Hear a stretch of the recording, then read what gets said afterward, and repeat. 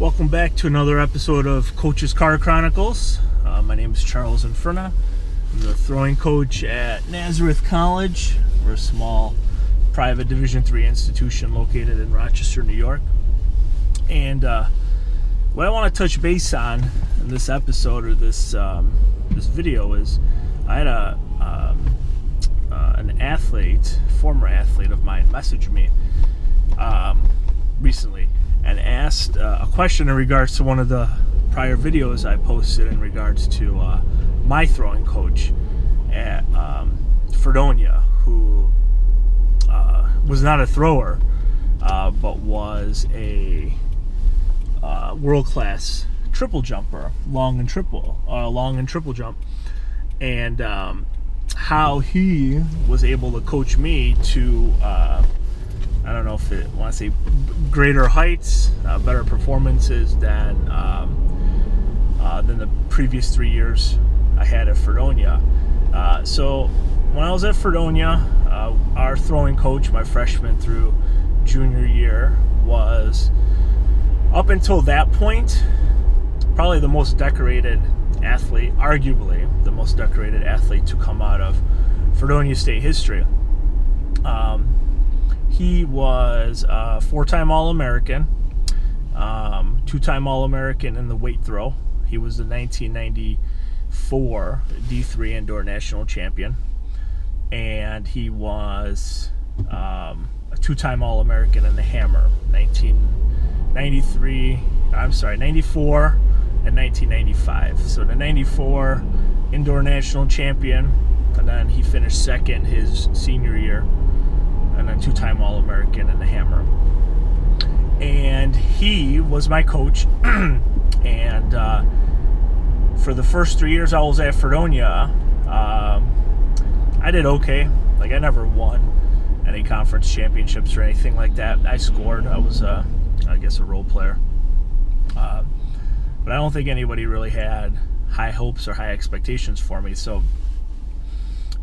my junior year, I had personal best of like 46 feet in the weight, maybe 44 in the shot put. I don't really remember. I wasn't very good shot putter, and like 36 meters in the discus and 44 in the hammer. So not a very good thrower by any stretch, but good enough back then to score some points at a conference championship. So anyway, so he leaves. He doesn't come back for my senior year, so Coach Barr comes. I met him once in the fall, or before fall conditioning started, in August, and he introduced himself to me and said, I was an All-American triple jumper, long jumper. I went to the Olympic trials. This is how I'm going to help you throw farther.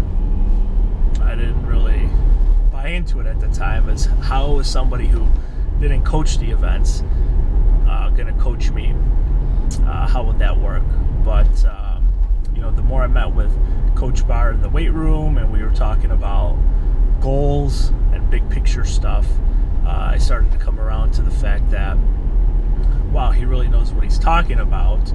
He doesn't necessarily have to be able to turn or throw far or throw at all to be able to help me learn how to turn and throw far. So our indoor season was very successful. I PR'd in the weight and made the honor roll at I PR'd in the weight, throwing just over 51 feet, 50 feet, and placing a disappointing fourth at our conference championships. I was seated first, and I finished fourth. Very disappointed. But I made our honor roll, which was a Fredonia State top 10 list in all events. So I was number 8 in the men's weight throw when I graduated. I'm no longer on that list, but for about 10 years I was still on there. And then in the hammer, I went from 44 meter PR to 49 meter PR, so I jumped up 5 meters. And there I did win my one outdoor conference championship, and I owe a lot of that to Coach Barr. That even though he was not a thrower himself, his insight into the mindset of what it takes to be a good athlete, I found to be more beneficial than that. So this weekend also, I came across an article that was written on the diving coach at SUNY Fredonia, Coach Crawford.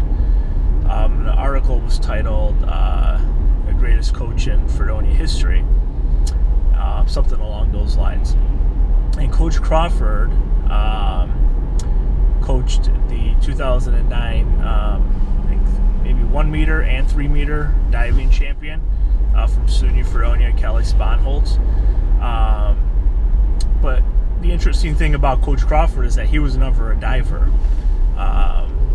He was the swimming and diving coach in Fredonia in the early to mid 80s. Then the program, I believe in the early 90s, ceased to exist.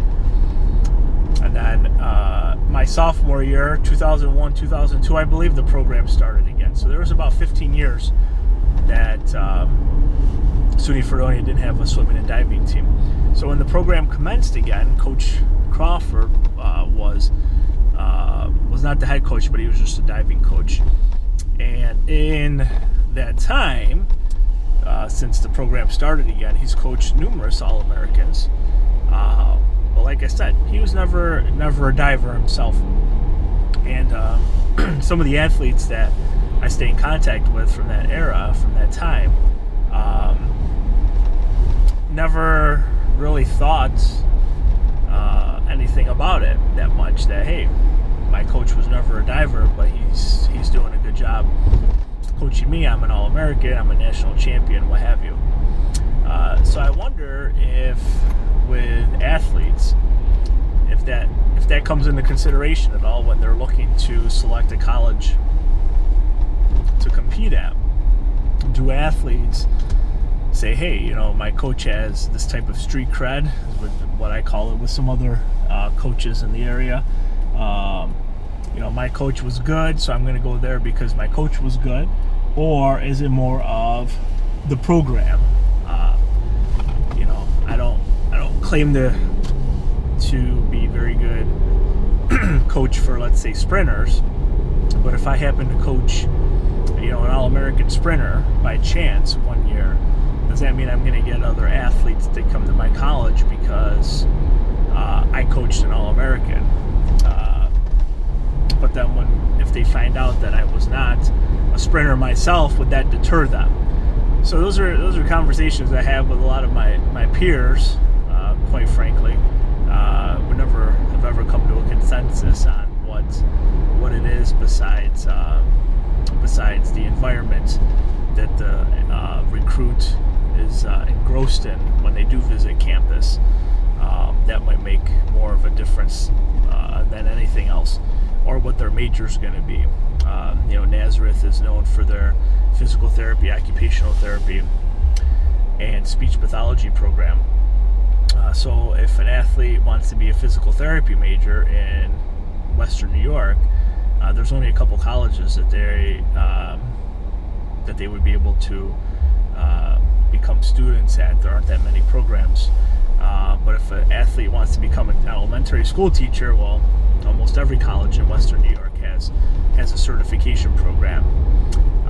Or if a student wants to be a nurse, there's only a couple programs that have a nursing program right to RN. So besides those factors, when does the coaching piece come into play, if ever? So I don't know, it's just something interesting. I guess I'm just talking out loud. But when trying to work with athletes, what is it that gets them? Is it the hook of the program, the hook of the coach, their potential teammates? What makes that